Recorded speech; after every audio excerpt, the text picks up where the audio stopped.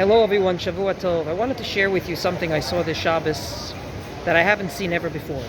I was a guest at the Beth Shalom of Potomac, Maryland, and someone got an aliyah, and after his standard aliyah, the rabbi said, Mr. X is celebrating his 50th wedding anniversary. And everyone started to sing Siman Tov and Mazel Tov after a beautiful Mishaberach for this particular occasion. I happen to think this was beautiful for two reasons.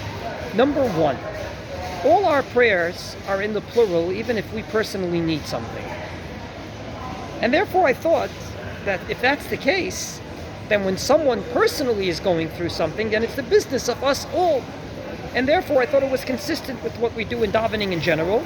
And therefore it was beautiful that when someone gets an aliyah on behalf of us all, we all go ahead and personally be part of his personal simcha, in this case a 50th wedding anniversary.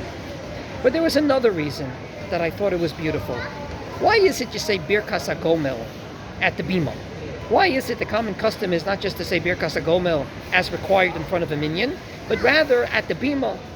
The reason is because it's reminiscent of the Korban Toda. It's reminiscent of the Thanksgiving prayer that we used to, the Thanksgiving sacrifice that we used to have. And that Thanksgiving sacrifice was one that was brought out, obviously, on the Mizbeach. Today in a shul, a Bima is in place of a Mizbeach.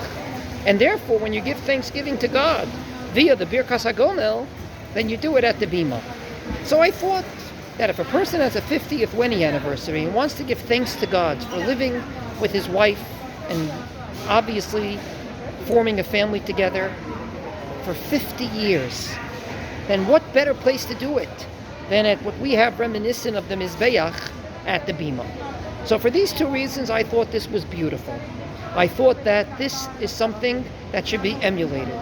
When someone has a personal simcha, then it should be celebrated in the shul via an aliyah or some other way.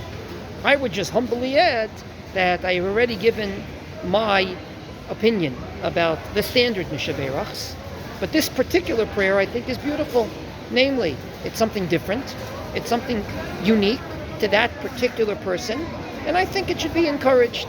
So to sum up, since all our prayers are in the plural, we have to be sensitive to the individual, and celebrating a personal simcha at the Bima is consistent with Jewish law, both in terms of davening as well as in terms of the Korban Toda, the Thanksgiving prayer brought way back when in the Beis HaMikdash, and hopefully to be brought again very soon. Wishing everyone a Shavua Tov.